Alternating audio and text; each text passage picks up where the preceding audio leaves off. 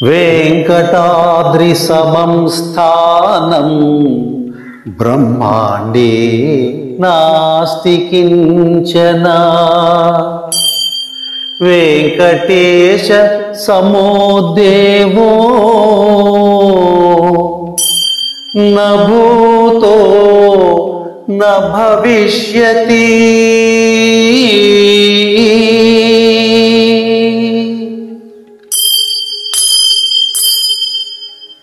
సాక్షాత్తు శ్రీ వైకుంఠనాథుడు ఆ శ్రీమన్నారాయణుడే మన కోసం కొలువైనటువంటి దివ్య క్షేత్రం ఈ తిరుమల తిరుపతి. ఏడాదిలో 365 రోజులు ఉంటే 400కు పైగా పండుగలు ఈ తిరుమల తిరుపతిలో జరుగుతూ ఉంటాయి. ప్రపంచంలోనే అత్యంత ఆదాయం పొందుతున్నటువంటి క్షేత్రము ఈ తిరుమల తిరుపతి. ఇక స్వామివారి ప్రసాదం అంటే మనకు ఏం గుర్తుకొస్తుంది? అవును, లడ్డు. లడ్డూయే గుర్తుకొస్తుంది. అసలు తిరుమల లడ్డు అంటే తెలియని వారు ఎవరైనా ఉంటారా? ఉండదు. అనేక రకాల ప్రసాదాలు ఉన్నాయి తిరుమలలో. కానీ భక్తులకి ఎప్పుడు అందుబాటులో ఉండేది ఏది? అవును, లడ్డు. తిరుపతి, తిరుమల తిరుపతి లడ్డు. అసలు ఈ లడ్డు ప్రసాదంగా ఎలా మొదలైంది అనేటటువంటి విషయం చాలా ఆసక్తికరంగా ఉంటుంది. తెలుసుకుందాం. క్రీస్తు శకము 614లో పల్లవరాణి సమవాయి తిరుమల ఆలయానికి భోగ శ్రీనివాసమూర్తిని కానుకగా సమర్పించుకుంది. ఈ విగ్రహము పంచబేరాలలో ఒకటిగా ఉంది. పల్లవుల కాలంలోనే భగవంతునికి పల్లవ ప్రసాదం సమర్పించేవారు. అప్పట్లో తిరుమలకు చేరుకునే వారి సంఖ్య చాలా తక్కువే. అనంతరం శ్రీ రామానుజాచార్యుల వారి రాకతో తిరుమలకు ప్రాశస్త్యం పెరిగింది. భక్తుల తాకిడి కూడా దానితో పాటు పెరిగింది. అనంతరం స్వామివారికి సమర్పించే నైవేద్యానికి 2వ దేవరాయల కాలంలో అమాత్యశేఖర మల్లన్న 3 గ్రామాలను సమర్పించారు.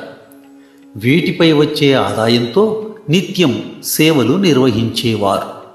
మల్లన్న కాలంలోనే శ్రీవారికి సమర్పించే సేవల వివరాలతో సమయ పట్టిక తయారు చేశారు. భక్తులకు ప్రసాదంగా తిరుప్పొంగం ఇచ్చేవారు. అనంతర కాలంలో మనోహరపడి, సుక్కీయం, అప్పం ఇలాంటి వాటిని స్వామివారికి సమర్పించేవారు. విజయనగర ప్రభువుల కాలంలో అవసరం అనే ప్రసాదాన్ని ఇచ్చేవారని శాసనాలు పేర్కొంటున్నాయి. 300 ఏళ్ల క్రితమే తిరుమలలో తీపి ప్రసాదాన్ని భక్తులకు ఇచ్చేవారని తెలుస్తోంది. 1803వ సంవత్సరంలో బ్రిటిష్ వారు ప్రసాదాల విక్రయాన్ని ప్రారంభించాలని ఆలయ నిర్వాహకులకు సూచించారు. అయితే అప్పట్లో వడకు ఎక్కువ గిరాకీ ఉండేది. ఎందుకంటే అవి ఎక్కువ రోజులు నిల్వ ఉంటాయి కాబట్టి.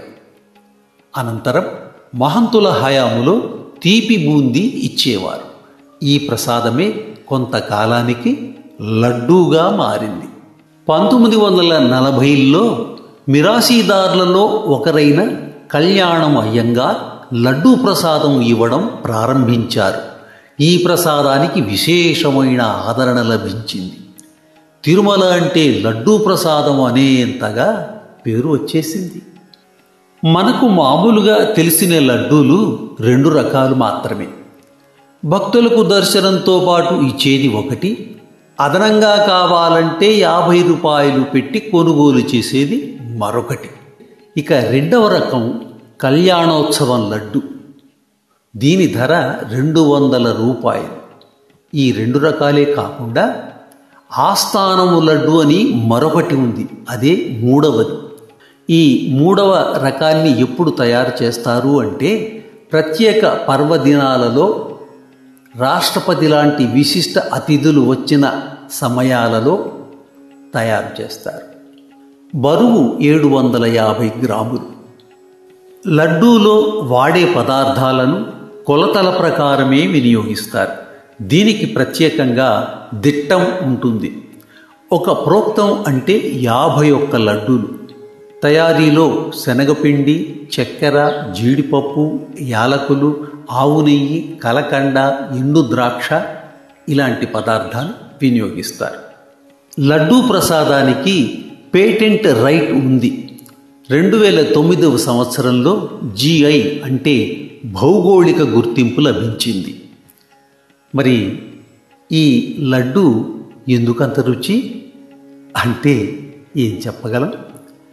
కలియుగంలో కలౌ వెంకటనాయక అన్నారు కదా, అందుకే ఆ శ్రీనివాసుని ప్రసాదం ముందు సాటి రాగల పదార్థాలు ఏవైనా ఉంటాయా? అనే రీతిలో దేవదేవుని ప్రసాదాలు అత్యంత రుచికరంగా ఉంటాయి. తిరుమల కొండల్లో ప్రవహించే నీరు, వాతావరణం, ఆలయములో పోటు ఇవన్నీ కలిసి స్వామివారి ప్రసాదాన్ని విశిష్టంగా నిలుపుతున్నాయి. ఓం నమో వెంకటేశాయ.